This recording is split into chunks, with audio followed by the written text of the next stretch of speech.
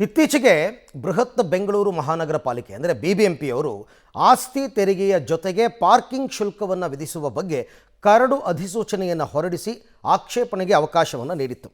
ವಸತಿ ಕಟ್ಟಡಗಳಿಗೆ ಪ್ರತಿ ಚದರ ಅಡಿಗೆ ₹2 ಮತ್ತು ವಸತಿಯೇತರ ಕಟ್ಟಡಗಳಿಗೆ ಪ್ರತಿ ಚದರ ಅಡಿಗೆ ₹3 ನಿಗದಿ ಮಾಡಿ ಆಕ್ಷೇಪಣೆಗೆ ಅವಕಾಶವನ್ನು ನೀಡಿತ್ತು.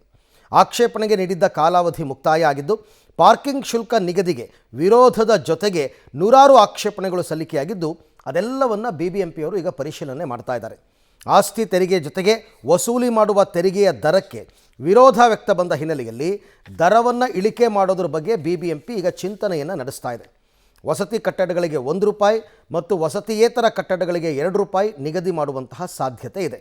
ಈ ಹಿಂದೆ ವಲಯ ವರ್ಗೀಕರಣ ಮಾಡಿ ಪಾರ್ಕಿಂಗ್ ಶುಲ್ಕ ವಸೂಲಿ ಮಾಡ್ತಾ ಇದ್ರು. ಈಗ ವಲಯ ವರ್ಗೀಕರಣವನ್ನು ಕೈಬಿಟ್ಟು ಏಕರೂಪ ದರವನ್ನು ನಿಗದಿಪಡಿಸೋದಕ್ಕೆ ಬಿಬಿಎಂಪಿ ಮುಂದಾಗಿದೆ. ನನ್ನ ಪ್ರಕಾರ ಅವರವರ ಜಾಗದಲ್ಲಿ ಅವರವರು ಪಾರ್ಕಿಂಗ್ ಮಾಡಿಕೊಂಡ್ರೆ ಅದಕ್ಕೆ ತೆರಿಗೆ ಯಾಕೆ ಕಟ್ಟಬೇಕು ಅಂತಕ್ಕಂಥದ್ದೇ ಇನ್ನೂ ಅರ್ಥ ಆಗ್ತಾ ಇಲ್ಲ. ಅವ್ರ ಜಾಗ, ಅವ್ರ ಮನೆ, ಅವ್ರ ಕಾಂಪೌಂಡ್ ಒಳಗಡೆ ಅವ್ರ ಬೈಕು ಕಾರ್ನ ಎಲ್ಲ ಪಾರ್ಕ್ ಮಾಡ್ಕೋತಾರಪ್ಪ, ಅವ್ರ ಜಾಗ.